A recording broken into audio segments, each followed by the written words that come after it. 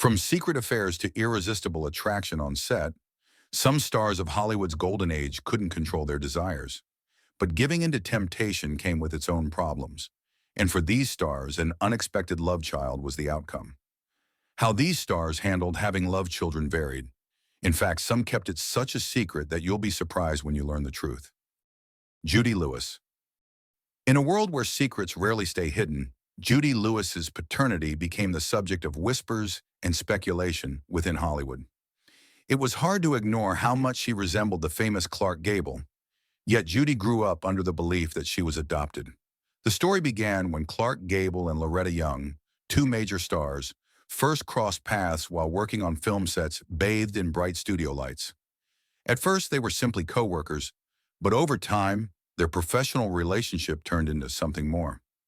Gable, known as the King of Hollywood, and Young, with her angelic looks and elegance, couldn't resist their feelings for each other. Though their attraction sparked rumors, their off-screen romance was kept out of sight from the watchful eyes of the public and studio bosses. Behind closed doors, their passion flourished, breaking the strict moral boundaries of that era. Loretta, often seen as the epitome of class and virtue in Hollywood, had a public image built on grace and moral integrity. She was known for her dedication to her craft and had a reputation as a role model, especially during Hollywood's conservative period. On the other hand, Gable, despite his charm and talent, carried a more complicated legacy. His personal life was marked by multiple marriages and extramarital affairs, which often overshadowed his work on screen. Though he was respected for his talent, his reputation off-screen was more of a mixed bag. Their affair might have remained a secret forever if not for the arrival of their love child, Judy Lewis. Loretta Young worked hard to protect her daughter from the judgment of the outside world, keeping the truth within a close-knit circle of trusted friends. However, as Judy grew older, her strong resemblance to Gable couldn't be ignored. The secret affair became harder to conceal. In order to keep up the ruse, Loretta told Judy she was adopted. When Judy was 15, she met Clark Gable for the first time during a visit to her mother's house. Though nothing was said about their true relationship, Judy lived her life believing she had been adopted, dismissing any rumors that connected her to the famous actor. But as with most secrets, the truth eventually came to light. Judy Lewis learned the shocking truth at the age of 31, on her wedding day no less. After hearing the swirling rumors and seeing the undeniable resemblance, she confronted her mother, demanding answers. Overwhelmed with emotion, Loretta finally confessed that Clark Gable was indeed Judy's father. This revelation sent shockwaves through Hollywood and tarnished the once polished image of one of its biggest stars. Judy went on to share her story in her autobiography, Uncommon Knowledge, where she confirmed that she was, in fact, the daughter of the iconic Clark Gable. The discovery reshaped her understanding of herself and her place in the world, shining a light on a secret that had been carefully guarded for decades. Scott Eastwood, carving his own legacy. When you look at Scott, you can easily say this is the exact child of legendary Clint Eastwood, but you may not know this was not an official birth. Scott was the production of an affair that lasted so long that everybody finally came to know. In the 1980s, while Clint Eastwood was still married, he had an affair with flight attendant Jocelyn Reeves. This relationship led to the birth of Scott in 1986 and his sister Catherine. Unlike many celebrities of the time who distanced themselves from children born out of wedlock, Clint took full responsibility for his children from the start. He was present in their lives and made sure to impart valuable life lessons. Growing up, Scott spent his early years on his father's ranch in Northern California, often accompanying Clint to movie sets. Being around film production from a young age fueled Scott's passion for acting and storytelling. Despite having one of Hollywood's biggest stars as a father, Scott wasn't interested in coasting on Clint's fame. He decided early on to make his own way, auditioning under his mother's last name, Reeves, to avoid any special treatment. Clint, who had built his career from scratch during tough times like the Great Depression, made sure that Scott understood the value of hard work. Scott's early days weren't glamorous. He worked as a bartender in San Diego while juggling auditions in Los Angeles, determined to prove his worth in the industry without leaning on his father's name. That determination paid off.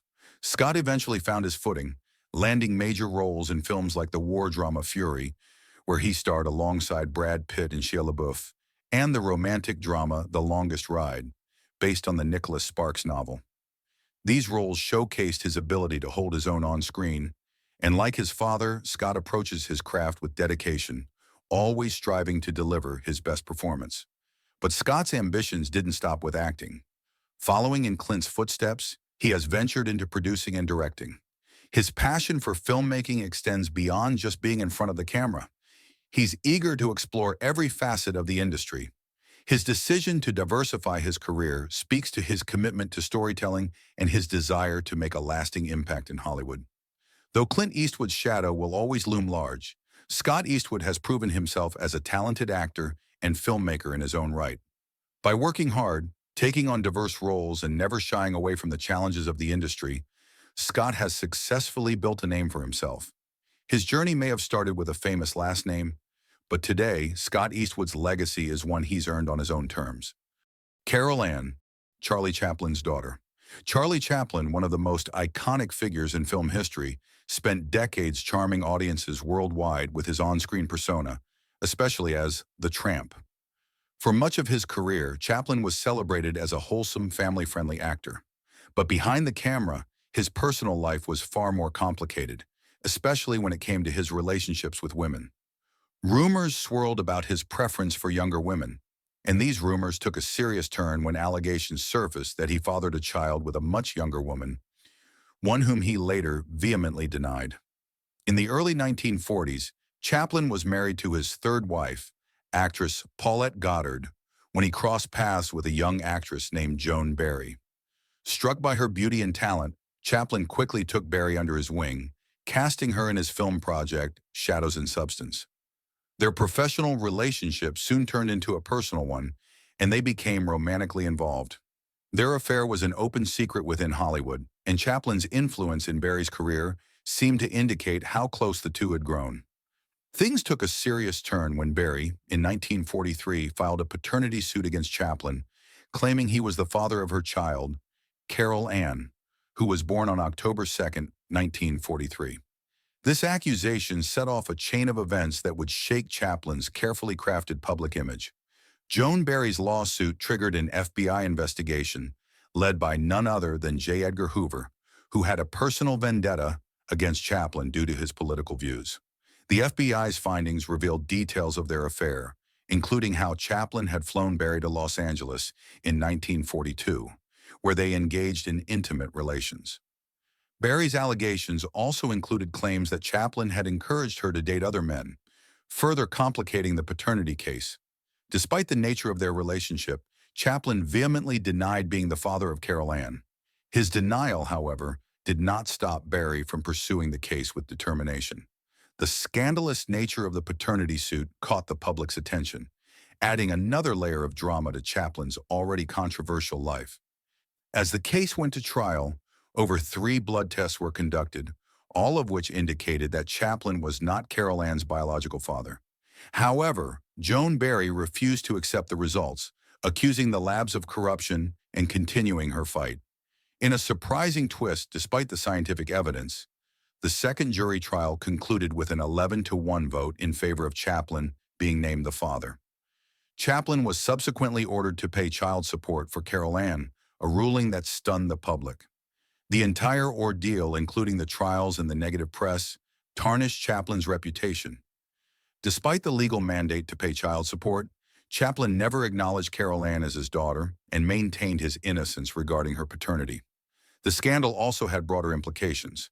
Chaplin's political views and relationships with much younger women were heavily scrutinized, ultimately contributing to his decision to leave the United States in the 1950s. For Joan Barry, the affair and legal battle marked the decline of her acting career, leaving her largely forgotten by Hollywood. Carol Ann, the center of one of Hollywood's most infamous paternity battles, grew up in the shadow of her mother's relentless pursuit of justice.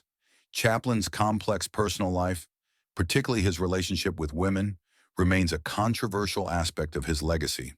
The paternity suit involving Carol Ann remains one of the most talked about scandals in Hollywood history, revealing a different side to the beloved star that many fans hadn't seen before. Roberto Rossellini and Ingrid Bergman. For years, Ingrid Bergman was Hollywood's darling, a Swedish actress who had become a global sensation thanks to her stunning performances and natural charm. She first rose to fame in German and Swedish films, but it didn't take long for Hollywood to come calling. By the late 1930s, she was gracing the silver screen in America, and her career was on a steady rise. Films like Intermezzo made her a household name, and she was soon cast in Intermezzo, a love story marking her U.S. film debut.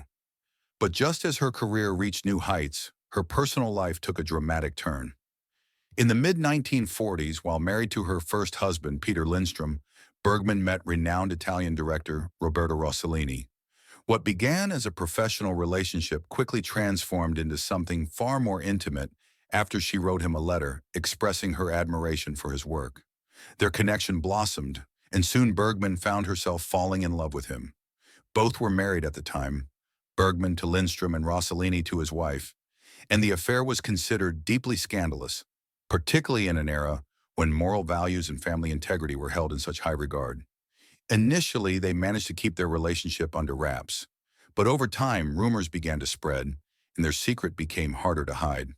What made this affair all the more shocking was Bergman's pristine public image. Known for her grace and integrity, she was often held up as a model of decency and professionalism.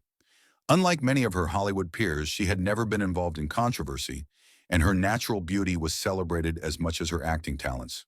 Bergman was considered untouchable, which made the news of her affair with Rossellini a major scandal.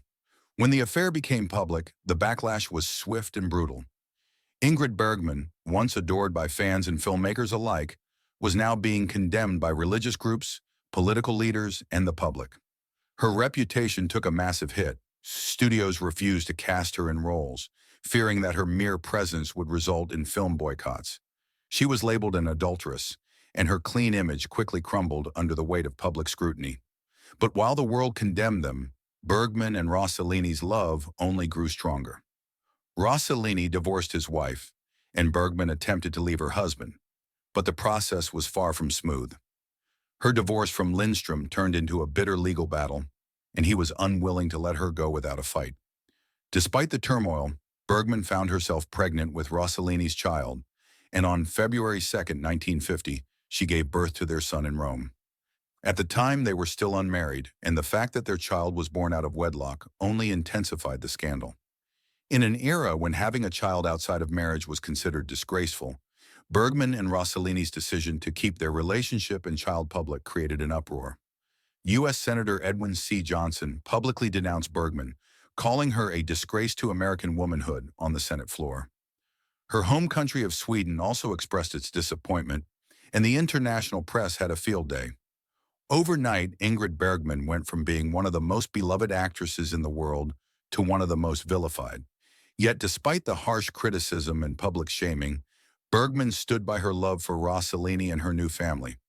She and Rossellini eventually married, and they would go on to have 3 children together. Their first son, who is now in his 70s, reportedly worked as a real estate investor and stockbroker in Italy. The affair that rocked the world didn't just change Bergman's public image, it also changed her career. She continued to work with Rossellini, but it would take years for Hollywood to welcome her back.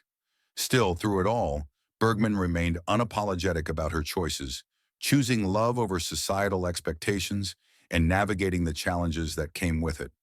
Their romance, once condemned by the world, eventually found a place in history as one of Hollywood's most notorious yet passionate love stories. Jack Nicholson, A Life Full of Surprises. Jack Nicholson is a name synonymous with Hollywood. His films, characters, and performances have left a lasting impression on audiences around the world. But what many may not realize is that Nicholson's personal story is as complex and intriguing as the characters he's portrayed on screen. Born in 1937, Jack Nicholson grew up believing that his mother, June, was actually his older sister, and that his grandmother, Ethel May, was his real mother. The truth about his family was hidden from him due to the scandal surrounding his birth. His biological father, Donald Fuschillo, was already married when he had an affair with 17-year-old June, a young showgirl. June, too young and struggling to make ends meet, decided to let her parents raise Jack as their own. As a result, Jack grew up thinking that his grandparents were his parents and that his mother was his sister. This secret stayed buried for decades until 1974, when Jack was 37 years old. It was then that he discovered the truth about his parentage, a revelation that would be shocking for anyone, let alone someone who had spent their entire life believing a different story. But Jack, known for his resilience, didn't let this revelation derail him. Instead, he continued to build an extraordinary career, becoming one of the most celebrated actors of his generation. His personal life was just as colorful as his career. In the 1960s, Jack was married to actress Sandra Knight, and the couple had a daughter named Jennifer. However, his romantic relationships didn't always follow conventional paths. During his 17-year relationship with actress Angelica Houston, Jack fathered a daughter, Honey Hallman, with another woman. He also had a daughter named Lorraine, with actress Rebecca Broussard during the same period. Jack's romantic entanglements added layers of complexity to his personal life, but they didn't stop there. Actress Susan Anspach claimed that her son, Caleb Goddard, was also Jack's child. Despite the twists and turns in his personal life, Nicholson never allowed himself to become consumed by the drama. Instead, he channeled his energy into his work. Known for portraying complex and morally ambiguous characters, Jack Nicholson earned his place in film history with unforgettable performances. His role as Randall McMurphy in One Flew Over the Cuckoo's Nest, 1975, earned him his first Academy Award for Best Actor, solidifying his status as a Hollywood great. But Nicholson didn't stop there. His chilling portrayal of Jack Torrance in Stanley Kubrick's The Shining, 1980, remains one of the most iconic performances in horror cinema. His remarkable range continued to shine in films like Chinatown, Terms of Endearment, Batman, As Good as It Gets, and About Schmidt, making him one of the most versatile actors of all time. Jack Nicholson's story is a testament to the power of perseverance. Despite a complicated family background and a turbulent personal life, he became everything he ever dreamed of, an iconic actor who captivated audiences across generations. Behind his legendary smile lies a fascinating life, full of challenges, triumphs, and a legacy that continues to inspire.